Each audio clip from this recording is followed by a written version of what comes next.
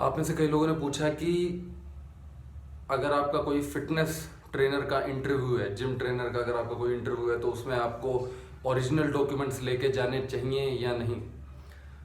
देखो यार, आप किसी भी अगर फुद्दू से जिम में जाओगे, फुद्दू मतलब कि नॉर्मल जिम जो प्रोफेशनल जहाँ पे कोई भी कोई भी ट्रेनर से होते हैं, जहाँ कोई सर्टिफिकेशन नहीं पूछा जाता, कोई खास इंटरव्यू नहीं होता, जहाँ पे बॉडी वगैरह देख के एक्सपीरियंस वगैरह पूछ के कि कितने टाइम से आप जिम विम कर रहे हो और वहाँ पे ट्रेनर रख लेते हैं, तो वहाँ तो देखो आपको कुछ भी नहीं दिखाना होगा, वहाँ तो वो आपसे क्वालिफिकेशन भी नहीं मांगेंगे।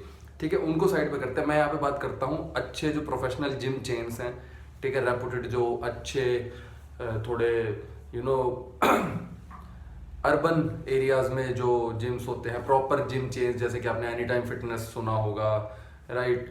और भी कई तरह के, मेरे को ज़्यादा जिम चेन्स के नाम नहीं पता, बट जो भी professional professional in the sense की मतलब जहाँ पे अच्छे हाई पेइंग क्लाइंट्स आते हैं और जो पूरा प्रोफेशनलिज्म मेंटेन करते हैं जो जिम्स, राइट। तो वहाँ पे क्या है, बेसिकली वहाँ पे जो जिम ओनर्स होते हैं या जो भी जिम का मैनेजर होता है, चाहे वो अपने आप में कोई फिटनेस एक्सपर्ट हो या कुछ भी हो, मतलब जहाँ पे बेसिकली प्रोफेशनलिज्म रहता है हर चीज़ को लेके, तो वहाँ पे देखो जब आपका इंटरव्यू होगा तो जाहिर सी बात है उन लोगों को सर्टिफाइड चाहिए होते हैं। पहली चीज़, उन लोगों को सर्टिफाइड फिटनेस ट्रेनर्स चाहिए होते हैं। वो सिर्फ इस बेस पे नहीं रखते कि हाँ भैया ये बंदा इतने टाइम से जिमिंग कर रहा है, या ये बंदा फलाने लेवल का बॉडी बिल्डर रह चुका है, या ये इसके पास अचीवमेंट्स हैं, ये शो जीत चुका है। देखो क्या होता है, जो शो जीतते हैं उनके लिए रिस्पेक्ट है, अच्छी बात है, उन्होंने मेहनत करी, उन्होंने शो जीता, लेकिन उनका क्या होता है कि उनका खुद का कोई कोच होता है, उन्होंने किसी से ट्रेनिंग ली होती है, किसी प्रोफेशनल से ट्रेनिंग ली होती है, जिस भी तरह की उनको ट्रेनिंग चाहिए होती है उस तरह की ट्रेनिंग ली होती है, वो एक अलग चीज़ है, राइट। किसी की अच्छी बॉडी है डजंट मीन कि उसको पूरी साइंस पता है, उसको बायोलॉजी पता है और किस किस तरीके से क्या क्या चीज़ें होती हैं उसको वो भी पता है। बिल्कुल उसको फॉर्म कुछ हद तक आती होगी कि हाँ इस फॉर्म पे करते हैं, ये पर्टिकुलर सही फॉर्म होती है एक्सरसाइज करने की, वो एक अलग चीज़ है। लेकिन उस बंदे को प्रॉपर ये नहीं पता होता कि अगर हम इस फॉर्म से एक्सरसाइज कर रहे हैं तो क्या इम्पैक्ट पड़ रहा है, अगर किसी ने गलत कर दी। अगर मैं आपको एक चीज़ बताता हूँ, आप एक चीज़ नोटिस करना, आप उठा के देखना कई सारे बॉडी बिल्डर्स और आप उनकी फॉर्म देखना, किसी की कुछ फॉर्म होगी, किसी की कुछ फॉर्म होगी, आपको ना उनकी फॉर्म में भी आपस में थोड़ा बहुत डिफरेंस दिखेगा। वो क्यों दिखता है? किसी के लिए कोई चीज उसको सही लग रही है वो उस तरीके से काम कर रहा है, किसी को कोई चीज सही लग रही है वो उस तरीके से काम कर रहा है। साइंस किसी को नहीं पता है। अब मैं यहाँ पे किसी को डिग्रेड नहीं कर रहा हूं, उनके लिए वो चीज काम कर रही है वो वैसे कर रहे हैं। अब जो चीज उनके लिए काम कर रही है अगर वो किसी को ट्रेन करेंगे नेचुरली तो वो उस पे भी वही फॉर्म अप्लाई करेंगे, वही सब कुछ अप्लाई करेंगे। देखो हमारी क्या होता है, बॉडी के बायोमैकेनिक्स, हमारी बॉडी की जो प्लेसमेंट होती है, हर चीज में थोड़ा बहुत फर्क होता है और उस चीज को अंडरस्टैंड करना पड़ता है, उस चीज के लिए नॉलेज उठानी पड़ती है। आप कल को किसी हाई पेइंग क्लाइंट को अगर आप ट्रेन करोगे तो वहां पे पहली बात, वो हाई पेइंग क्लाइंट जो होते हैं वो एजुकेटेड भी होते हैं, वो आपसे 4 तरह के क्रॉस क्वेश्चनिंग भी कर सकते हैं। हो सकता है कोई बंदा खुद ही एजुकेटेड हो, कोई बंदा खुद ही साइंस बैकग्राउंड का हो, एग्जाम्पल दे रहा हूँ, राइट। वो आपसे 2-4 सवाल पूछ लेगा। अगर आपने प्रॉपरली डिग्री, डिप्लोमा या सर्टिफिकेशन कुछ नहीं कर रखा होगा अच्छी जगह से, तो आप उसके सवाल का जवाब नहीं दे पाओगे। तो जब आप सवाल का जवाब ही नहीं दे पाओगे, इन केस अगर कोई पूछता है, तो भाई वो बंदा आपसे ट्रेनिंग क्यों लेगा?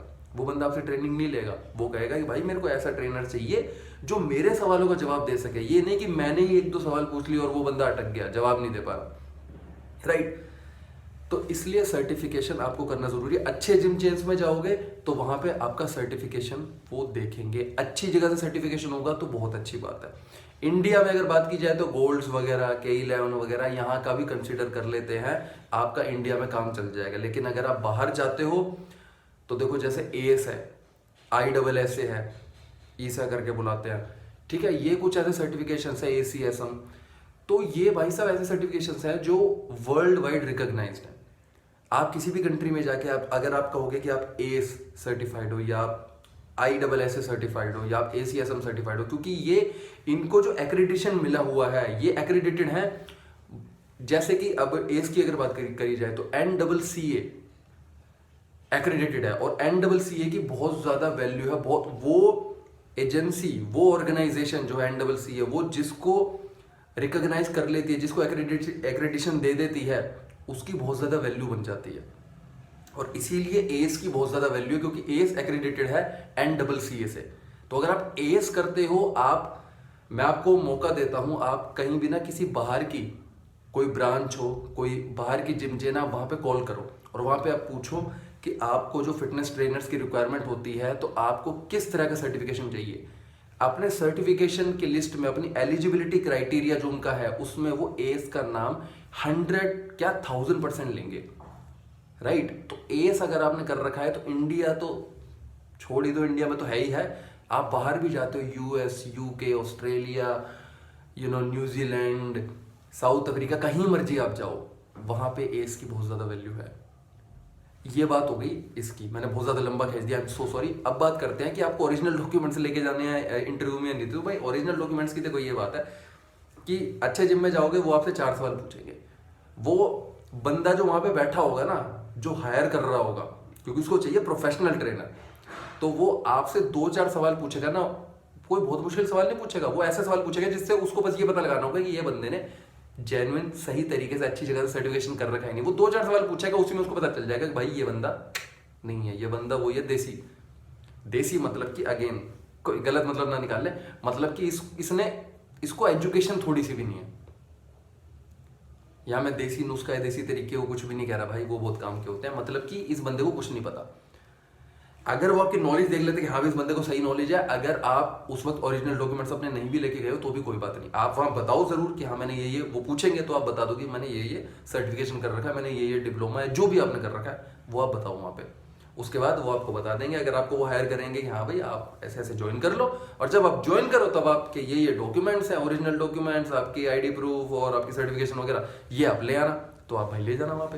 मैंने बहुत ज्यादा लंबा खींच दिया, मुझे पता है बहुत बेसिक टॉपिक था, लेकिन थोड़ा ओवरव्यू देना ज्यादा सही रहता ताकि आपका दिमाग खुले और आप आप सवालों में ना रह जाओ यार।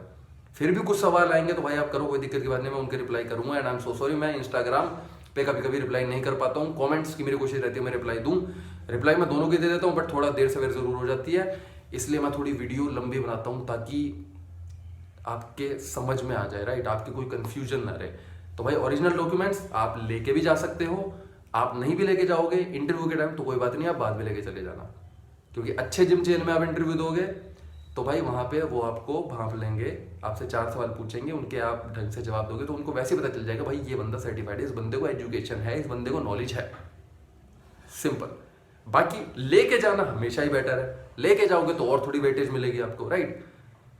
सो सॉरी लंबी वीडियो के लिए, लेकिन क्या करें भाई, मिलता हूँ अगली वीडियो में, तब तक के लिए thank you very much, have a great day, bye. बने रहो भाई, लाइक जरूर कर दो और सब्सक्राइब अगर आपने शायद कर ही रखा है, नहीं कर रखा तो भाई बेल का आइकन, मतलब कर रखा है तो बेल का आइकन जरूर दबा देना, ठीक है। मिलता हूँ फटाफट।